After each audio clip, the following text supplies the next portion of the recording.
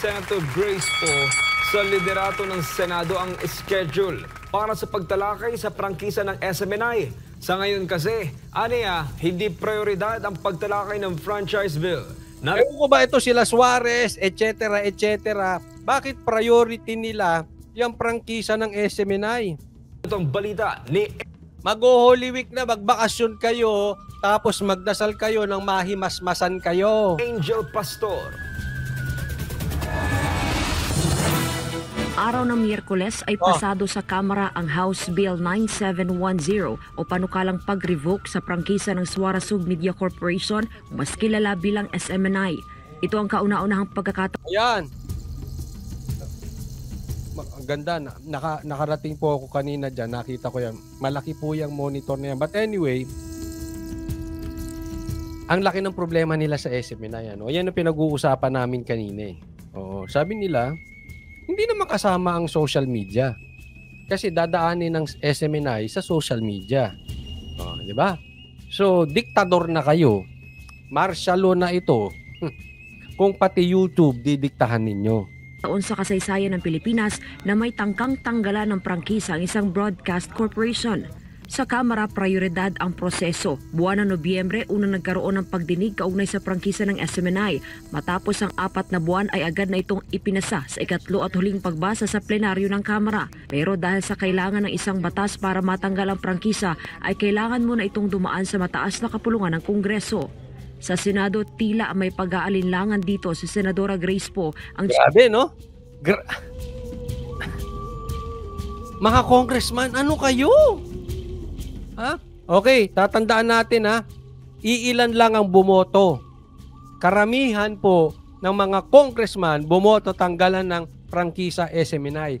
Ganyan po sila kaganid sa kapangyarihan.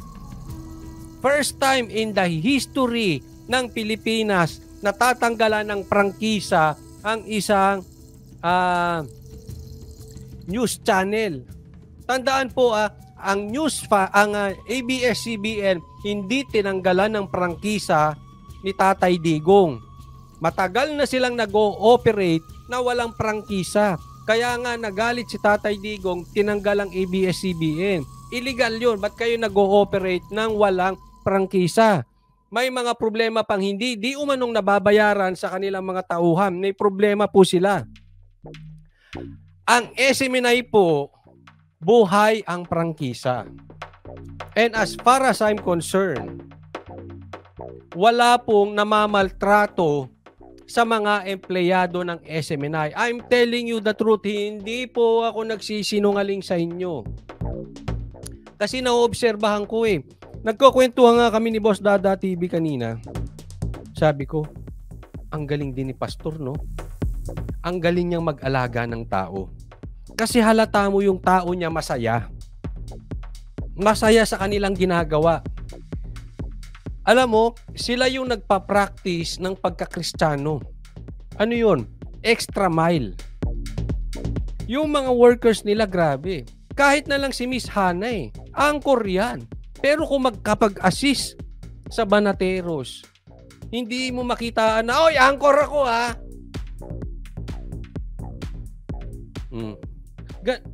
Ganun po sila.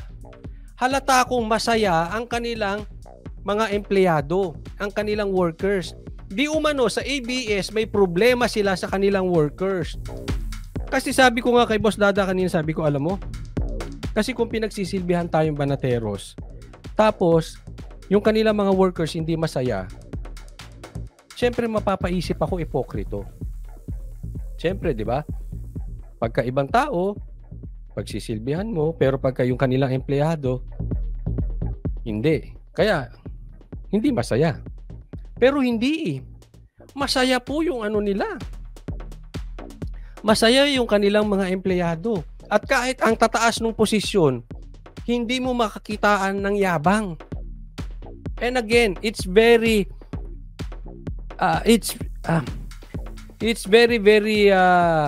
obvious yung kanilang extra mile. Yan po ang dapat matutunan ng mga empleyado sa gobyerno. Huwag po kayo magagalit sa mga empleyado ng gobyerno, Kasi minsan masusungit kayo Hindi man lahat. Marami. Karamihan. Ang susungit nyo. Ito hindi. Yung hindi na nila trabaho, tinatrabaho pa. Matindi talaga. Extra mile, bilis kilos pa. Grabe. Kaya alam ko masaya sila eh. Kaya sa totoo, walang problema sa SMNI. Ginagawan ng problema na itong kamera.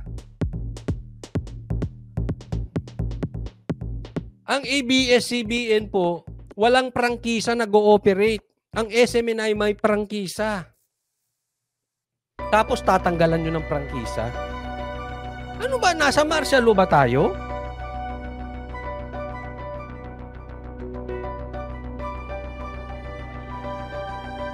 Hindi, seriously. O sabi dito ni Lisa, true sir, kasusungit nila. O di ba? Hindi, ito pagka matry nyo. Doon sa mga hindi members ng KOJC at hindi workers ng SMNI, pag nagawi ka sa kanila, you will see the difference. Right away, you will see the difference. Yan ang sana sana magkaroon ng immersion yung mga empleyado ng gobyerno diyan. Makita nila yung asta. Diba? Ang babait ng mga tao. Binabanatan pa nga ni Byron, pero ni Banat Bay, pero ang babait pa. Ang bait sa kanya ni MJ, nila Admar, si Hana, Miss Hana, ang bait. Ang babait nila. Walang ka-ere-ere.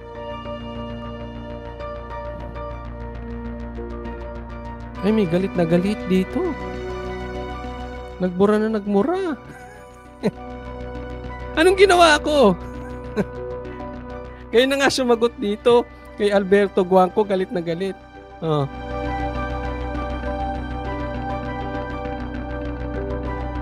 Coach, pwede ba iakyat ng SMNI sa SC ang naging desisyon ng... Yes, iakyat po talaga. Iakyat nila kasi may grave abuse dito. Grave abuse of power dyan. Chairperson ng Senate Committee on Public Services na siyang nagtatalakay sa issue ng mga legislative franchises. Sa isang payag, sinabi ni Poe na dahil sa ngayon lamang nangyari sa kasaysayan ng Pilipinas na may Tingnan mo, hindi ka nahihiya. Tapatin nga kita, tambaloslos. Hindi ka nahihiya. Ngayon lang nangyari yan. Oh? Sa Congress, sa pamumuno mo, wala na nga kayong napatunayan dyan sa Congress na matino. Meron pa kayong record breaking na kayo ang kauna-unahang gagawa niyan. Diba? Imulat nyo ako, may maganda bang nagawa ang kamera ngayon? Pakisabi nga sa akin. Baka hindi ko lang alam, kulang ako sa ano. Mary Jean Castillo, ganyan yung turo ni Pastor Coach. Oh, ang gagalang nga nila eh. Sobra. Tsaka ang linis ng banyo. Kasi yan ang una kong tinitingnan eh. Ang linis ng banyo nyo ha. Ang bango pa, parang gusto kong matulog.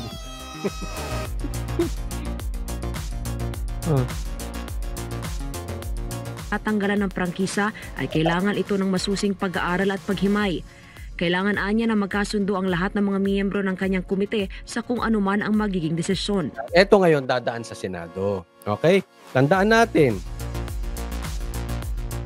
Nung ipapakontempt si Pastor Kibuloy, iilan lang ang may yagballs na tumayo kasama ni Senator Robin Padilla. Ngayon, tandaan natin ngayon kasi dadaan itong gagawa pa sila ng panukala patungkol dito sa pagtanggal ng prangkisa ng SMNI sa Senado. So in short, dadaan sa Senado, sana naman etong mga senador magkayag goals. Rapi, Tulpo, wag ka lang sigaw ng sigaw, Wag ka lang sigaw ng sigaw ha, sana manindigan ka diyan. Oh. Bongo, Bato, kung sino-sino pa. Hindi ko alam kung sino ang mga magdidesisyon dyan. Pero huwag niyong hayaan na ang isang kalapastanganan ang pagiging pag-abuso ng kapangyarihan ay pababayaan ninyo. Huwag kayong papabuli sa kamara. Tandaan nyo, mas malaki ang mandato niyo. Mas malaki ang boto ninyo. Mas malaki ang pag-asa ninyong tumaas sa Senado. Pwede pa kayo maging Vice President at President. Hayaan mo na yung mga congressman, mga walang pag-asa karamihan doon. May pag-asa lang doon si Pulong. Yung iba. Pero karamihan doon walang pag-asa sa national. Hanggang doon na lang sila. Huwag kayong papauto dyan sa mga yan. Huwag kayong papa-under sa Congress. Dapat kayong mga senador manindigan. At abangan po natin kung sino to manindigan. Ay, may chismis po ako. Chismis lang, hindi ko papangalanan naman. Oo, kasi may nakausap ako. Ha? Dati raw siyang empleyado ng isang senado, ng isang senador. Naging empleyado siya. Pero mamaya natin na paalala nyo ha. Sa editor ko paalala nyo ha. Mamaya natin pag-usapan. Kasi mayabang daw talaga. Mayabang. Mamaya pag-usapan natin.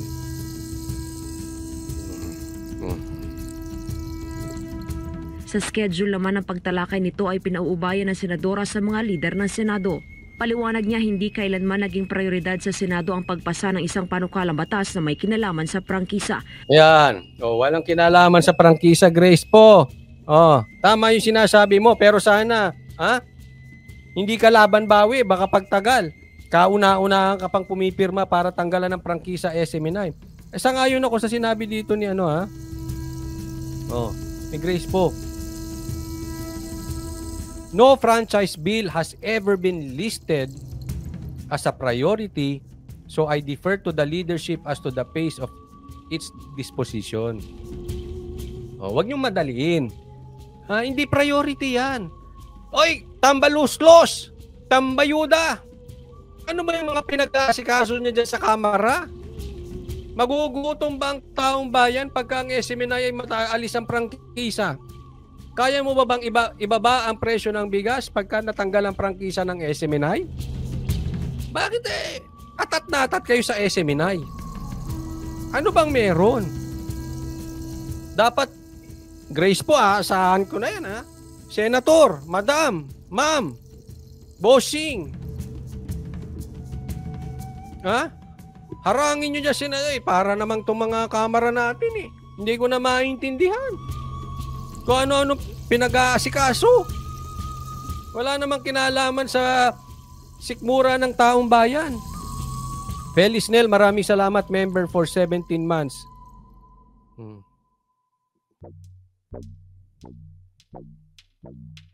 Ngayon lang yan si Grace po, sabi ni Ferdinand Magellan Jr.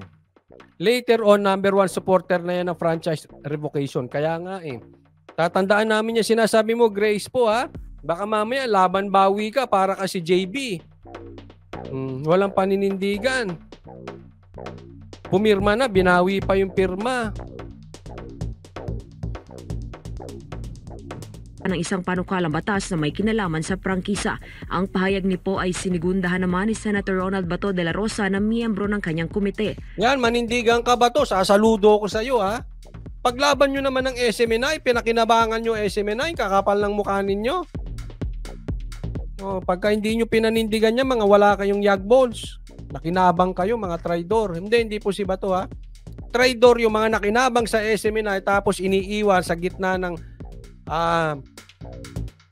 ng isang problema.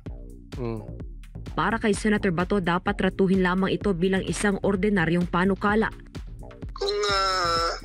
Kung kinakailangan i-prioritize, depende sa liderato ng Senado kung anong decision niya para sa treatment ng bill. Hindi priority yan. Anong priority? Priority yung 20 pesos na bigas. Priority, mahuli yung mga smuggler. Sabi nila, your days and number, di nila inaasikaso, Senator. Paalala mo nga. Sabi nila, bilang na araw nyo, hindi naman inaasikaso. Mauuna pa si Pastor. Makukulong. Kita mo? kung paano pinagtulungan si pastor, kinuyog. Yung smuggler hindi na nawala na. Ayan. Pero hindi ko mananawagan na priority. Sa isang hiwalay na text message sa mga mamamahayag, sinabi Aimee, pagsabihan mo yung pinsan mo, ha? Wala sa lugar yung kanyang pamamalakan. Yung smuggler, asan na? Pakipaalala sa kanya, ha? Yung pinsan mo, ha? Yung smuggler, wala na. Masaya na, hayahay na buhay. Tapos aasakasuhin, tanggal na ng prangkisa ang SMNI. ni Senadora Aimee Marcos na Kabanatan ko talaga kayo sa SMNI. Sinasabi ko sa inyo, pag hindi nyo inasikaso yung mga smuggler na yan, wala siyang nakikitang anumang matibay na dahilan kung bakit hindi dapat ratuhin ang HB 9710 tulad ng ibang panukalang batas. Para sa Diyos at Pilipinas kung mahal. sikasuhin nyo yan, ha. Sinasabi ko sa inyo. Ipi-play ko na ipi-play dyan. Your days are numbered, sabi nyo. SMNI, pakihanap, ha.